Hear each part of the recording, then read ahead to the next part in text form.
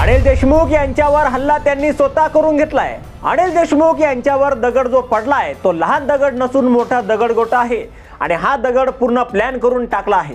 एवढा दगड जर टाकला असता काच पूर्ण फुटून अनिल देशमुखांचा चेहरा रक्तबंबाळ झाला असता। दगडगोटा जेव्हा पडला तेव्हापर्यंत अनिल देशमुख यांना काही झालं नाही। फोटो काढणारा सुद्धा साइड ग्लास मध्ये दिसत आहे। जेव्हा त्यांनी सेल्फ रेकॉर्डिंग केली तेव्हाच त्यांचा डोक्यावर जखम झाली।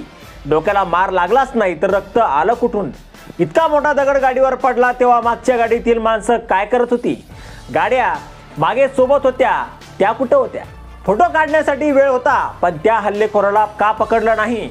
निवडणूक जिंकण्यासाठी अनिल देशमुख यांनी स्वतःच्या बापाला वापरून हा स्टंट घडून आणला असा संशय आता येत आहे। आता यावर तुम्हाला काय वाटतं? तुमचं मत कमेंट बॉक्समध्ये लिहायला अजिबात विसरू नका। व्हिडिओ आवडला असेल तर जास्तीत जास्त शेअर करा आणि आतापर्यंत मराठी जनता आपण आपल्या या चॅनलला सबस्क्राईब जर केलं नसेल तर चॅनलला सबस्क्राईब करा।